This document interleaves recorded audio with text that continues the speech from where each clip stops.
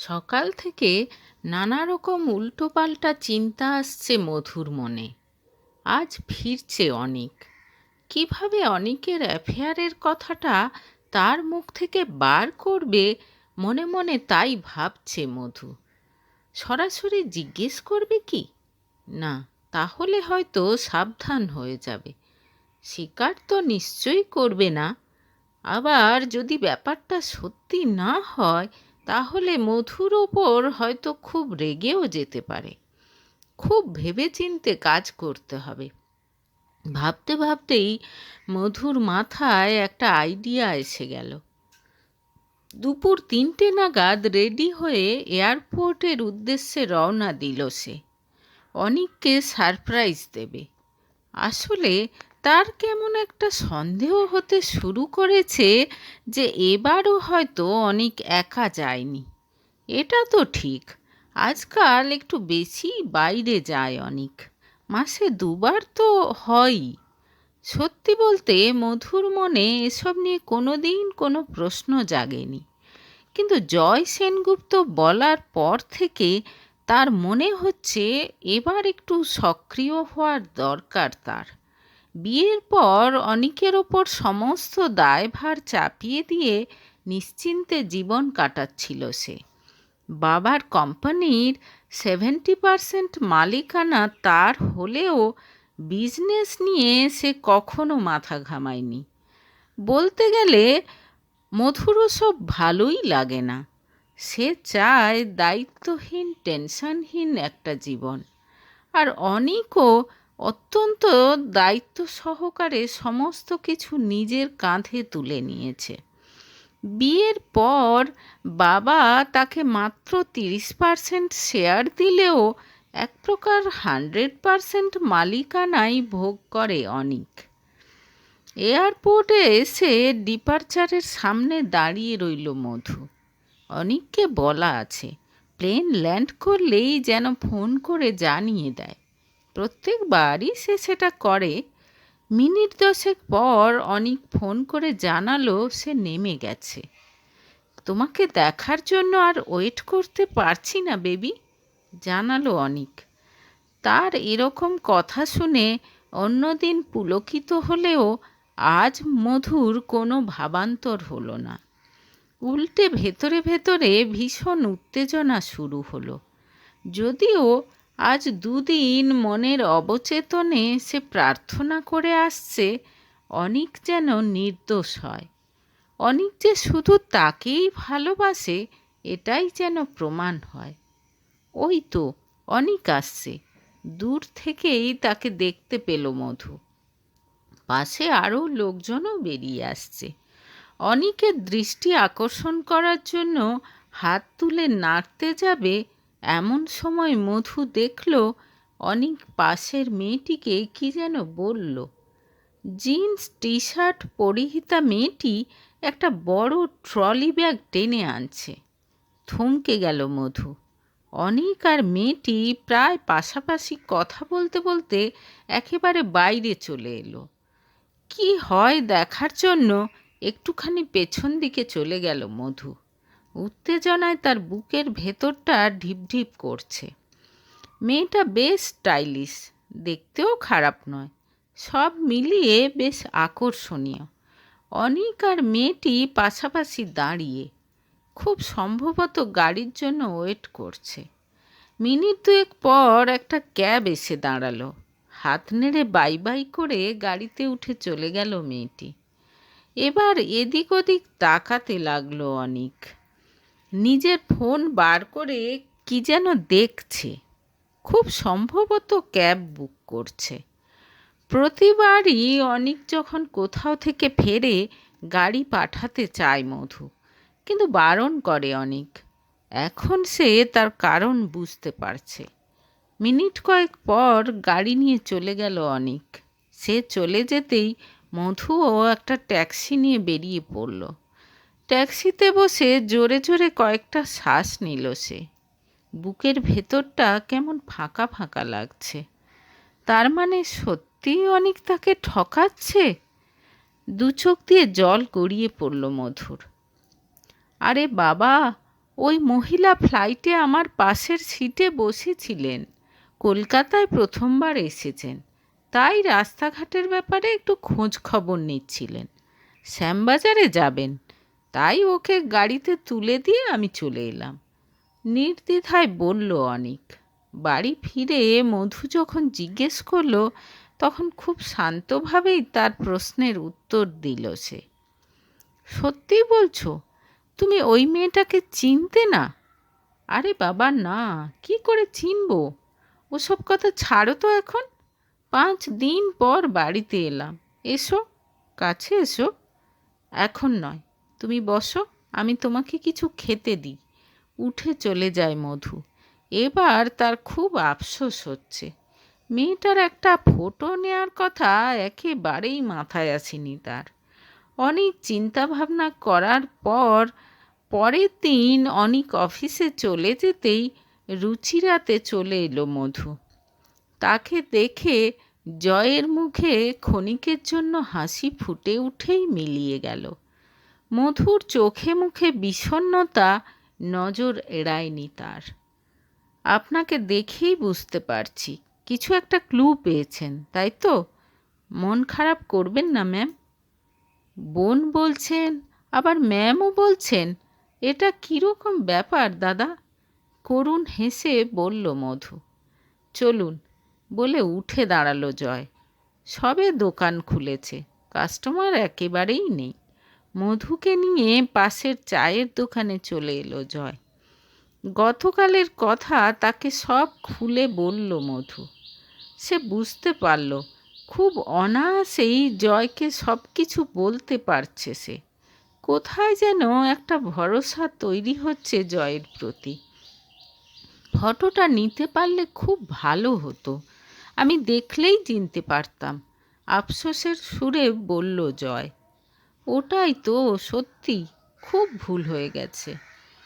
আচ্ছা, আপনি একটা কাজ করতে পারবেন? আমার সঙ্গে একটা জায়গায় যেতে পারবেন? খানিকক্ষণ চিন্তা করে বলল জয়। কোথায়? আমাদের কাকুরগাছি শোরুমে।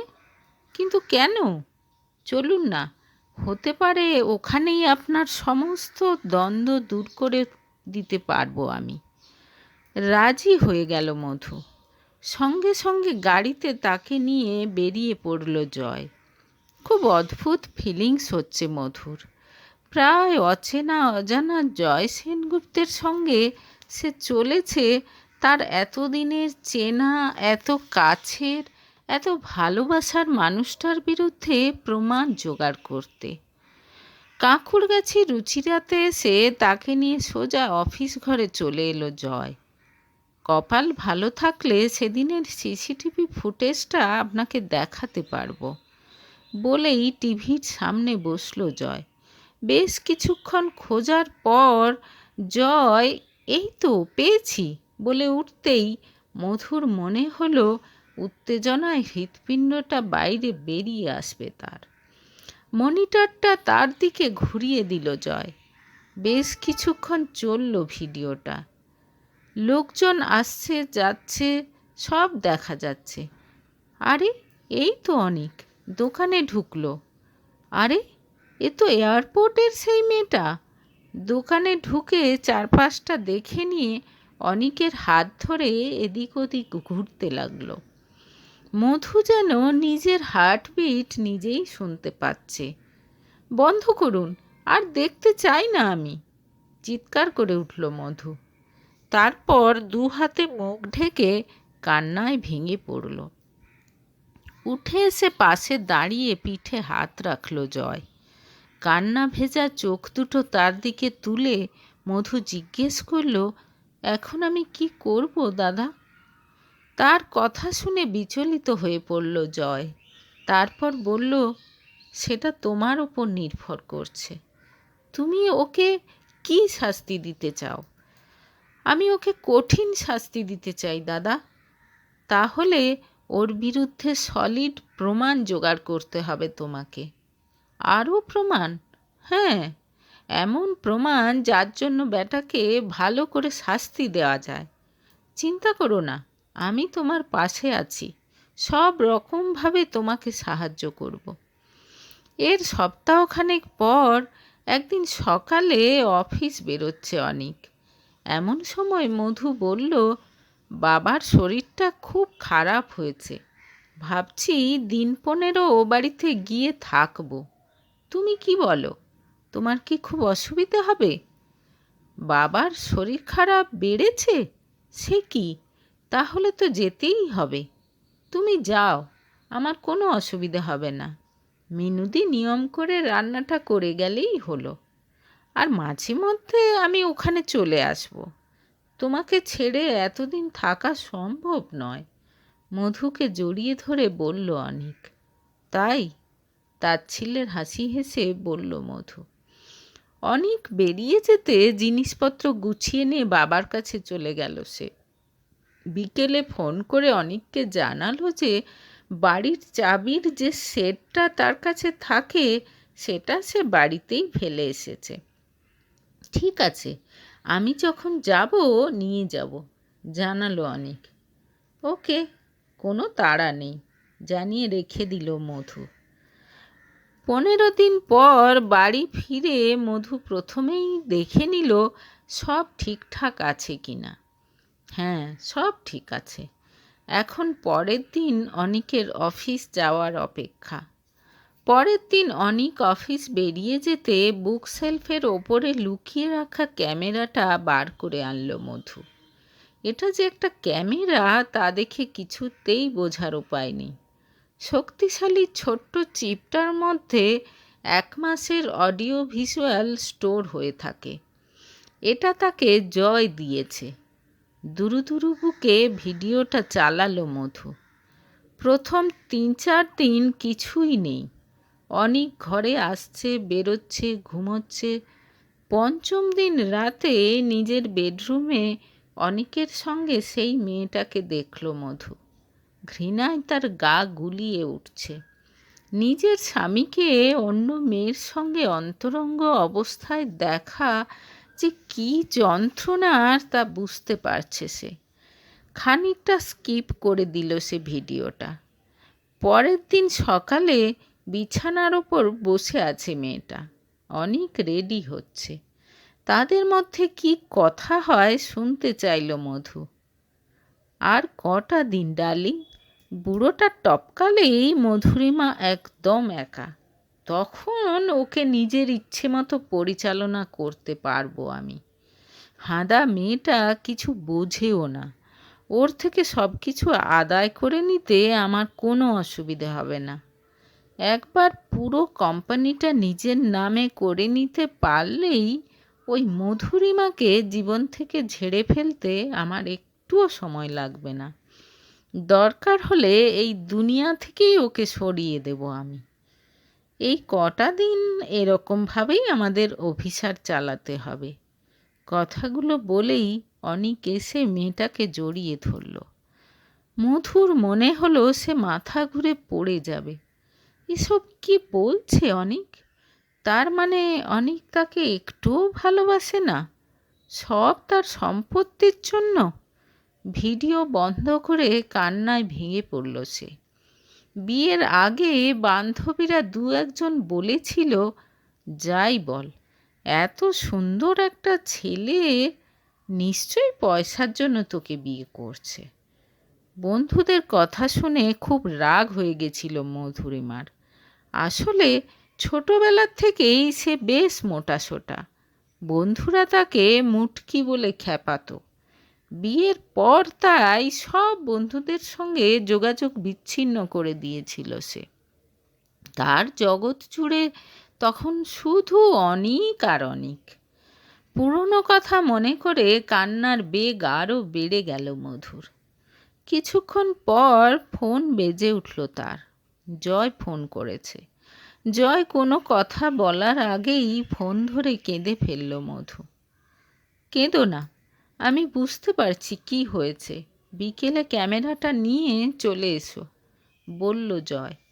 আসলে এরকমভাবে অনিকের জন্য ফাঁদ পাতার বুদ্ধিটা জয়েরই ছিল। এর কয়েকদিন পর হঠাৎ একদিন রাতে বাড়িতে হানা দিয়ে বধূ নির্যাতনের কেসে অনিককে অ্যারেস্ট করে পুলিশ। তারপর দীর্ঘ লড়াইয়ের পর নিজের কোম্পানির পুরো শেয়ার ফিরে পায় মধুরিমা। সঙ্গে অনিকের সঙ্গে ডিভোর্সটাও আদায় করে নেয় সে। অবশ্য এই সবের মধ্যে জয় আর তার দাদা বিনয় প্রচণ্ড হেল্প করেছে মধুকে। এই দুই দাদাই এখন তার সবচেয়ে বড় আপনজন, সবচেয়ে ভরসার জায়গা। দুজনেই কথা দিয়েছে জীবনের শেষ দিন পর্যন্ত তারা তিন ভাই বোনের মতোই থাকবে। আপাতত বোনকে নিজের অফিস সামলানোর জন্য ট্রেনিং দিচ্ছে তারা। এসব দেখে সবচেয়ে খুশি হয়েছেন মধুর বাবা। তিনি বলেছেন এতদিন নাকি মেয়ের চিন্তাতেই তিনি মরতে পারছিলেন না। এবার দুই দাদার কাছে বোনকে রেখে নিশ্চিন্তে মরতে পারবেন তিনি।